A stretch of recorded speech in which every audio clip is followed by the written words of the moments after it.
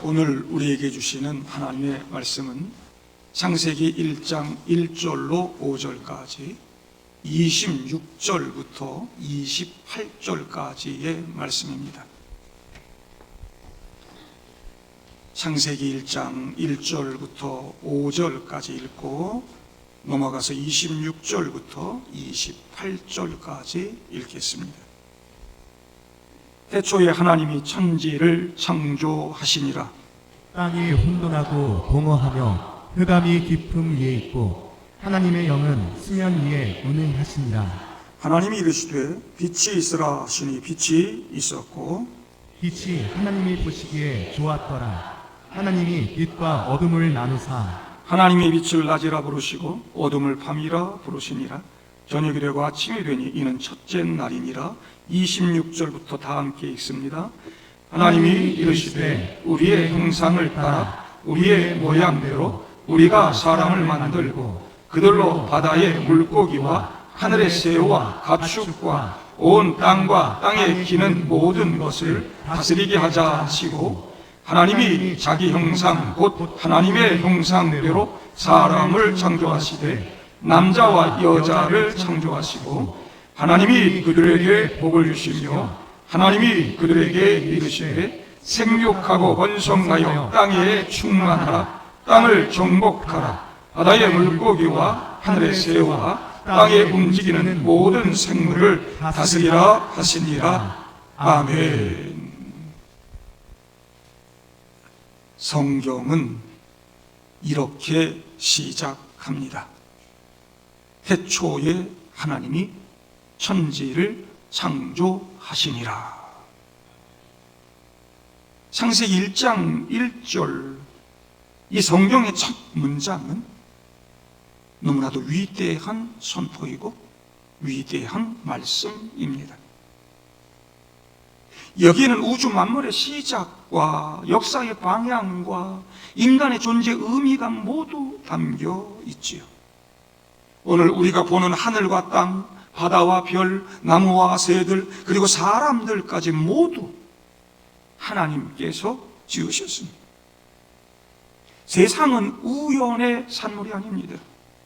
무질서와 혼돈 속에서 저절로 생겨난 것이 아닙니다. 성경은 단호하게 선언합니다.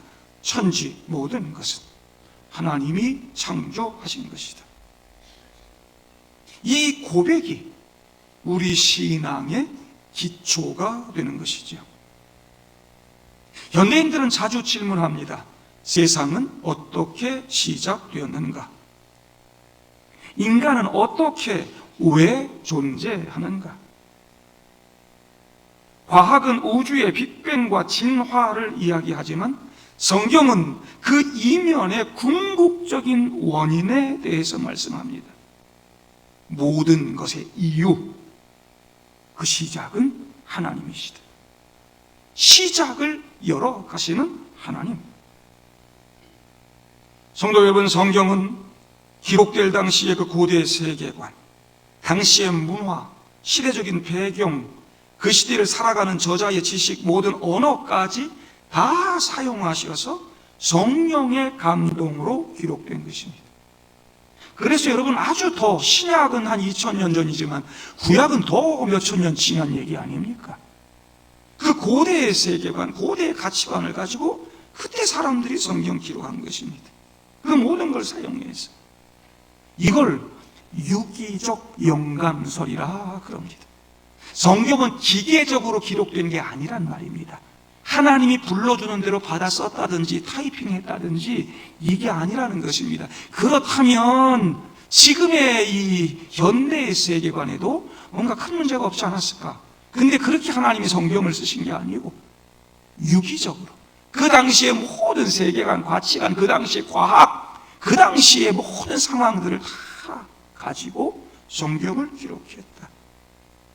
성경은 당시의 세계관을 가지고 하나님과 인간의 이야기, 죄로 인해 멸망받고 죽어야 할 사람을 구원하시는 하나님의 사랑 이야기가 기록된 것입니다. 성경은 우주의 기원을 신앙적으로 설명하고 하나님과 인간과의 관계, 그리고 이 피조 세계 속에서 인간의 위치를 설명해 주고 있습니다.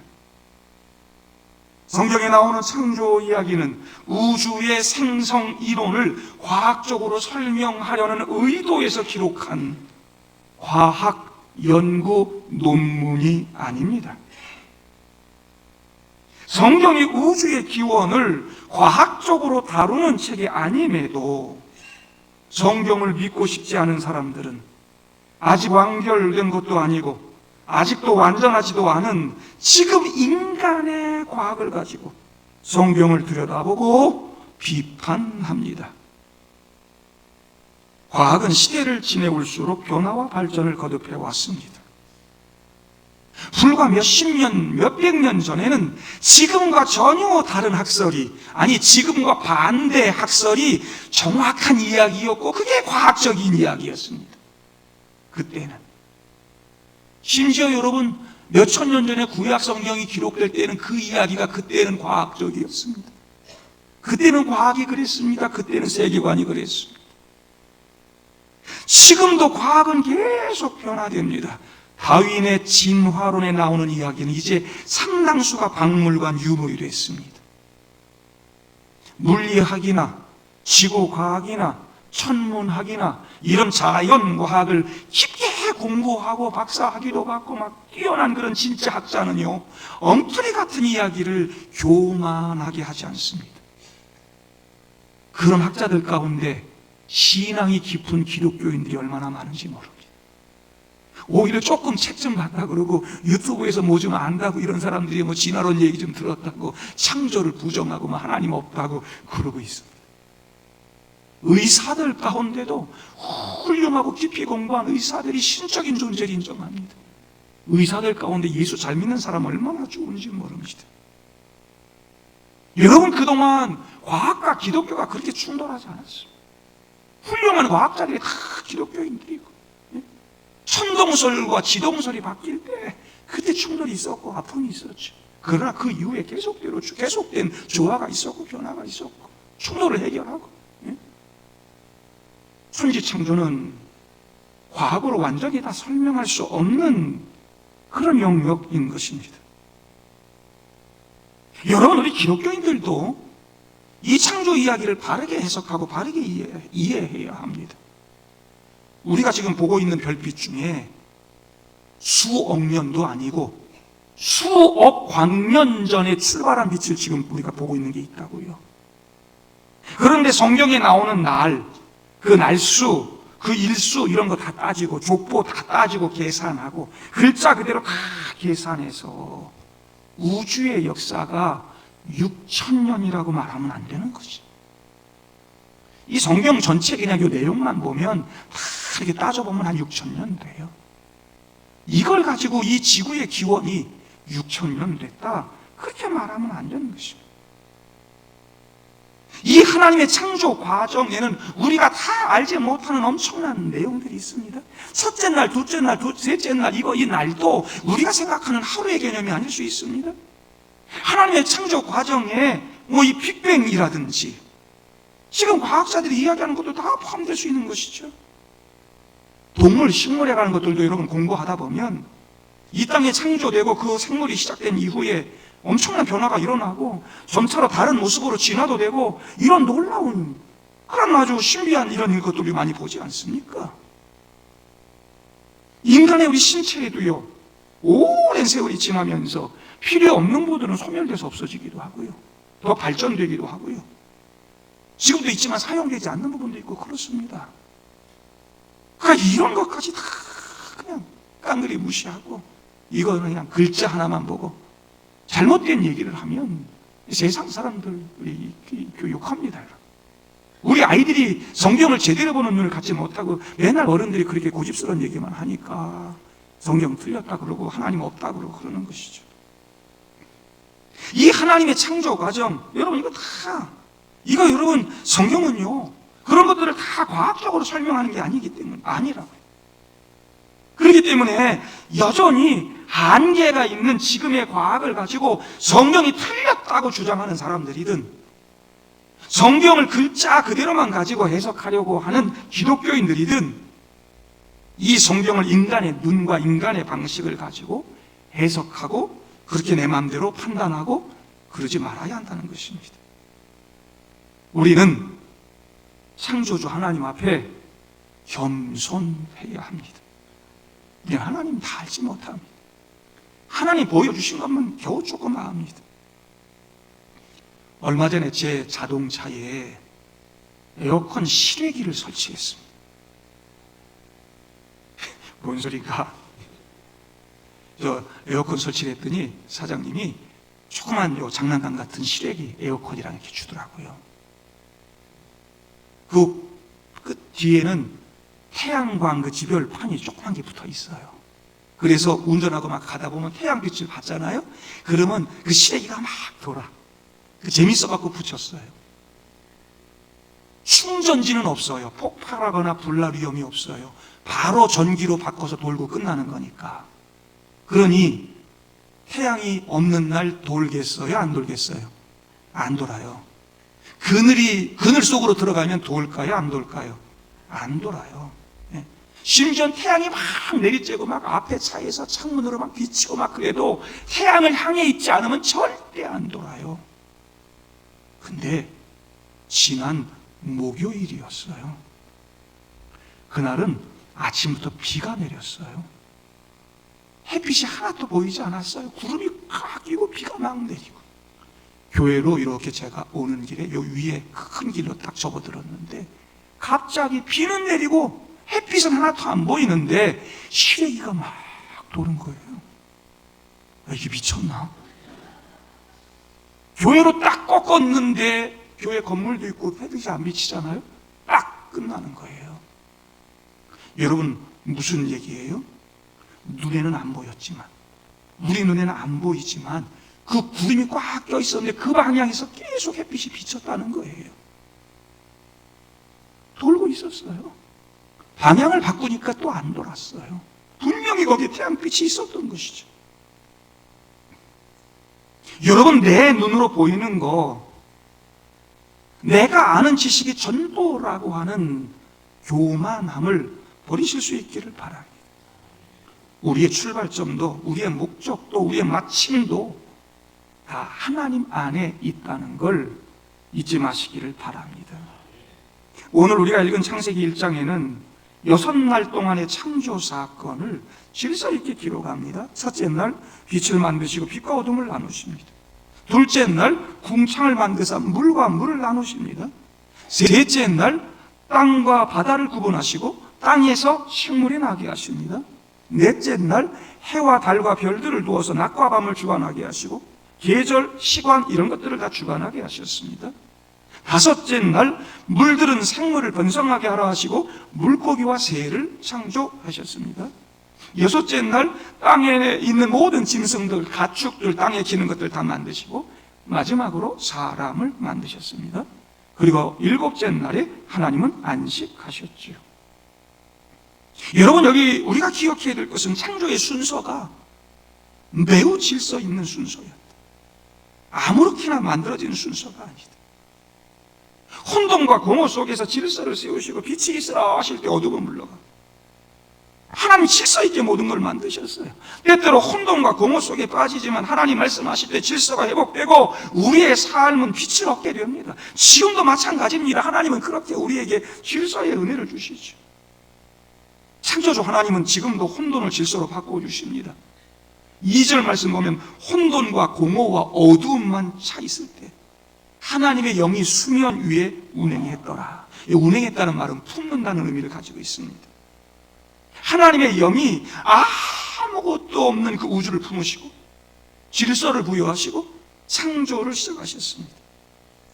하나님이 운행하니까 거기에 생명이 주어지고 만물이 움직이고 질서가 만들어졌습니다. 하나님의 영이 나를 품을 때 죽은 것 같은 내게 생명이 주어지고 활력의 그런 능력들이 나타나게 될 줄로 믿습니다. 여러 가지 문제로 고민하고 그냥 가정이 무질서하고 죽을 것 같고 그냥 부부간에 자식간에 힘들고 어렵고 막 죽겠다 막 그래도 하나님의 영이 여러분 가정을 운행하면 놀라운 생명의 역사, 다시 사는 역사 있게 될 줄로 믿습니다. 이 세상이 지금 얼마나 무질서합니까? 우리나라도 지금 심각하잖아요. 이런 세상이 다시 살아날 줄로 믿습니다. 이 6날의 창조 과정을 보면 모두가 다 우리 인간들이 살아갈 수 있도록 하나님께서 다 터전을 준비해 주시는구나, 이걸 알 수 있습니다. 빛이 있어야 생명이 유지되잖아요. 땅과 바다를 나눠놔야 우리 사람 살 수 있는 거처가 생기잖아요.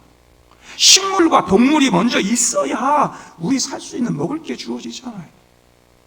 하나님은 먼저 모든 것 다 준비하시고 마지막 인간 창조하셨어요.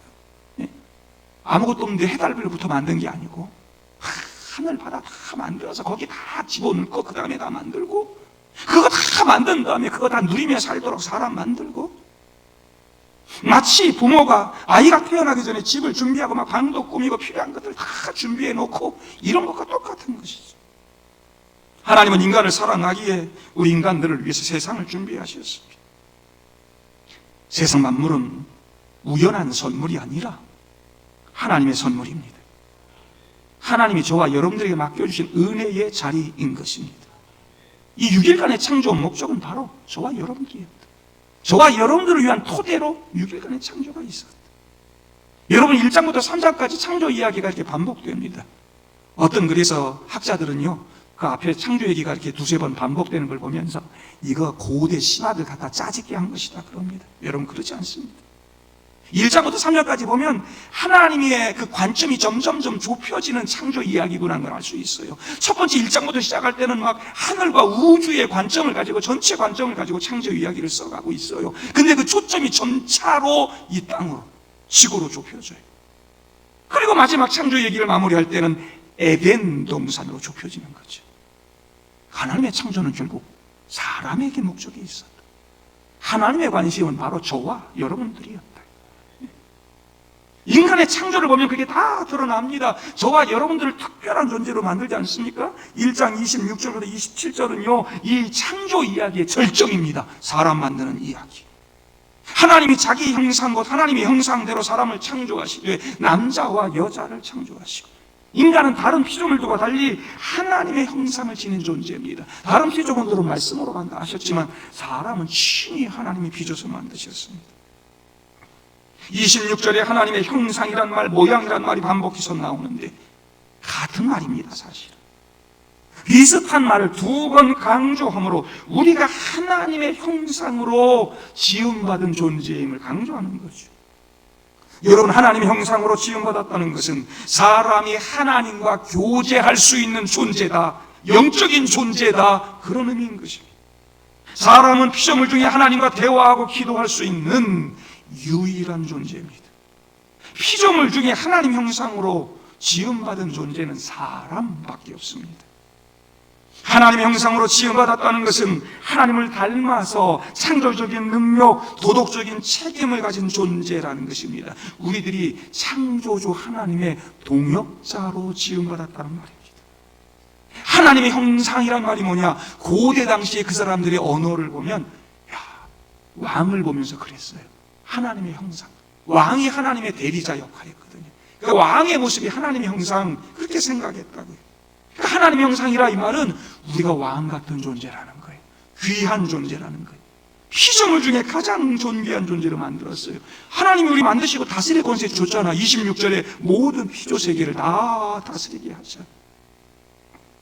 하나님의 형상으로 지음받은 인간은 그렇게 하나님의 대리자로서 이 세상을 다스리고 관리할 책임과 권한을 받은 뛰어난 존재, 하나님과 같이 대화하고 함께 더불어 살아갈 수 있는 그런 존재로 만들었다. 대단하다.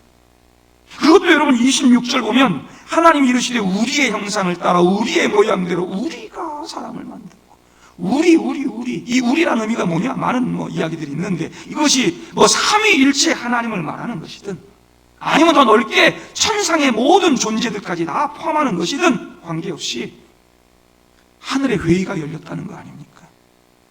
다른 피조물들 창조할 때는 없었던 일입니다. 우리가 하나님의 그 천상의 존재들 같이 의논해서 삼위일체 하나님이 저와 여러분들 만드셨다. 우리 인간의 위치가 그렇게 특별하다는 것입니다. 때문에 인간은 결코 하찮은 존재가 아닙니다. 하나님의 형상을 가진 존귀한 존재입니다. 여러분들 잊지 말아야 될 게 있습니다. 모든 사람은 하나님의 형상으로 지음받은 평등한 존재다. 하나님의 형상은 거룩한 척하고 여기 서서 설교하는 목사에게만 국한된 게 아니라는 거예요. 하나님의 형상은 여러분 모두에게 다 적용된다는 거예요. 남자와 여자, 황인종, 백인종, 흑인종 모두에게 적용된다는 거예요. 사람 위에 사람 없고 사람 아래 사람 없다는 거예요. 하나님 앞에서 우리는 모두 왕같은 존재고 동시에 평등하다. 가난한 나라 사람들이라고, 얼굴 까만 사람들이라고 너무 무시하고 홀대하고 그러고 살면 안 된다는 거예요. 나 자신을 볼 때도 여러분 좀 자신감을 가져요. 나는 왜 이렇게 나는 왜 이렇게 그러지 마세요. 내가 하나님 형상으로 지음받은 존귀한 존재라니까. 이것을 볼 때도 여러분 아무렇게나 보고 막 아무나 홀대하고 멸시하고 무시하고 그러지 마세요. 그 사람도 하나님의 형상으로 지음받은 존재다. 이런 특별하게 지음받은 인간이 하나님과 교제하면서 창조주 하나님의 동역자가 되어 이 세상을 아름답게 좋은 세상으로 만들어가야 한다는 것입니다. 그래서 하나님께서 사람들에게 첫 번째 명령을 주셨는데, 생육하고 번성하여 땅에 충만해라, 땅을 정복하라, 모든 생물을 다스리라. 창세기 1장 28절, 이 말씀을 우리는 문화명령이라고 부르기도 합니다. 하나님 처음 주신 명령. 하나님께서 저와 여러분들에게 이 창조 세계를 보존하고 발전시키고 이 사회 문화 이런 것들을 아름답게 일구어 가도록 우리를 부르셨다는 거예요. 여러분, 인간은 단순히 동물처럼 이 만들어진 자연 이런 속에서 그냥 열매 따먹고 살고 이러면서 그냥 그렇게만 살아가는 존재가 아닙니다. 하나님이 주신 창조성을 발휘해서 가정도 세우고 교회도 아름답게 만들고 좋은 사회도 만들고 과학과 예술과 기술도 발전시키고 환경도 아름답게 만들고 이 땅을 경적해서 잘 수익들을 내서 함께 더 넉넉하게 살아가고 이런 것들을 함께 만들고 다스리는 사명을 가진 존재다. 그래서 저와 여러분들은 살기 좋은 지구 이 땅을 만들어 가야 되는 거예요. 왜? 하나님이 우리가 더불어 살자 그리고 이거 준 거거든요. 이 세상을 내가 너희에게 책임을 맡기는 거야. 이제 내가 임재해서 나와 같이 아름답게 살 수 있도록 잘 가꾸어라. 그러고 책임을 준 거거든요. 아주 중요한 거거든요. 여러분, 우리는 하나님의 정원의 정원사 역할을 해야 돼요. 그 하나님 보시면 좋다 그러고 같이 하나님과 데이트하고 그럴 수 있는 존재라는 거예요.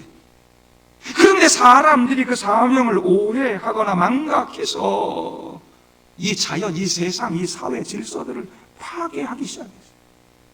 죄와 탐욕으로 인해서 하나님의 형상을 상실한 인간들이 생육하고 번성하고 땅에 충만하고 다스리는 그 권세를 자기 마음대로 자기가 주인이 되어 하나님 없는 세상 만드는 권세로 사용했다는 거예요.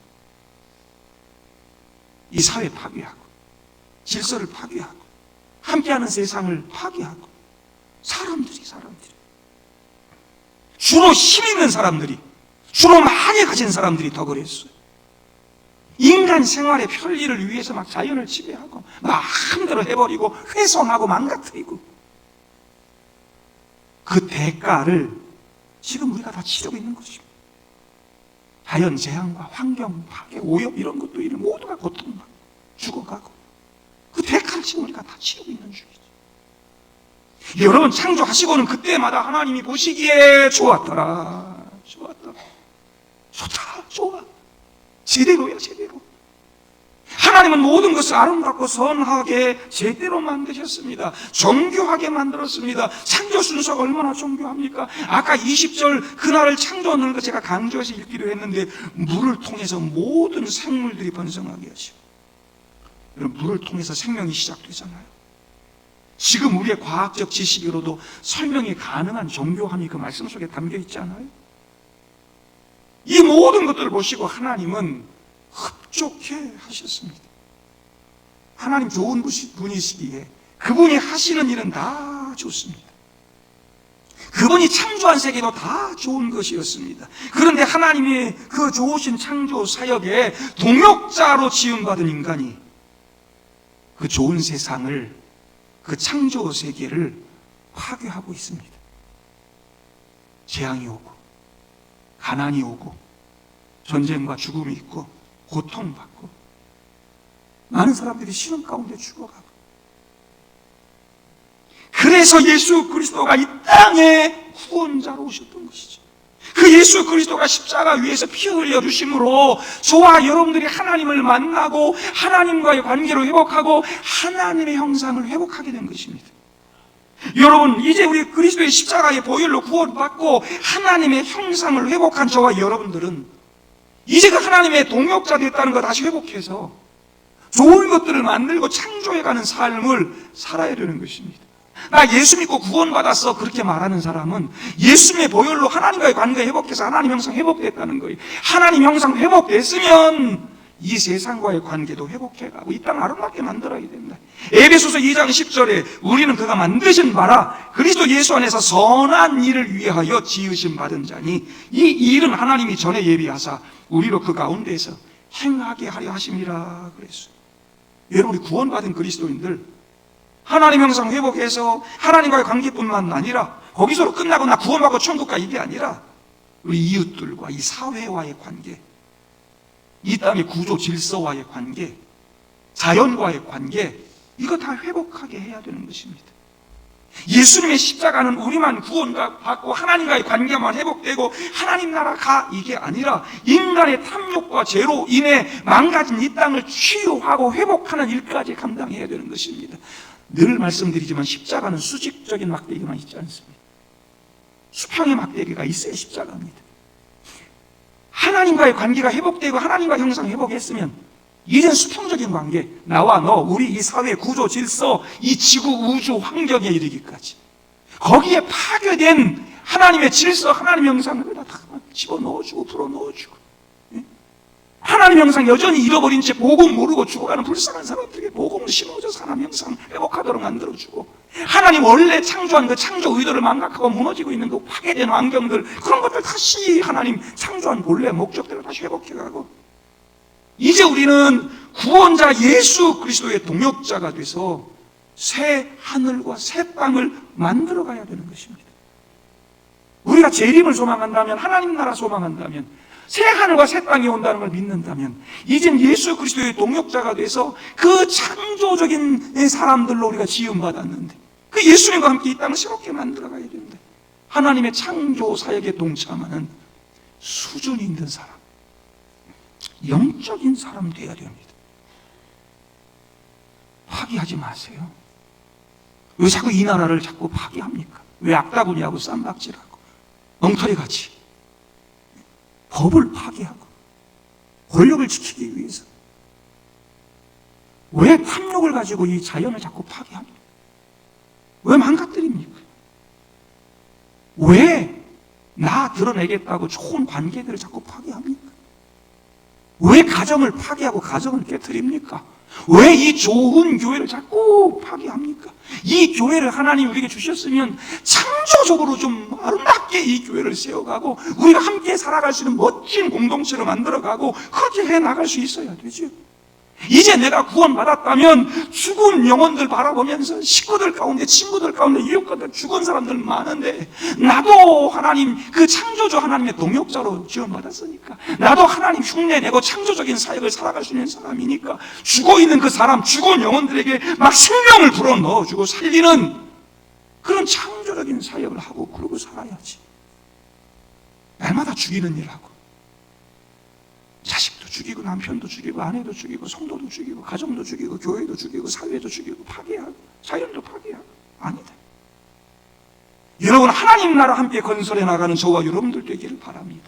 우리가 함께 신앙생활하는 것은 우리 하나님 나라를 세워가는 과정이라는 걸 여러분 잊지 마시길 바랍니다. 우리의 신앙, 우리의 노동, 일하는 것, 학문, 예술, 정치, 경제, 이 모든 것이 하나님의 창조 명령에 동참하는 행위인 것입니다. 신앙은 이 교회 안에만 머무는 것이 아닙니다.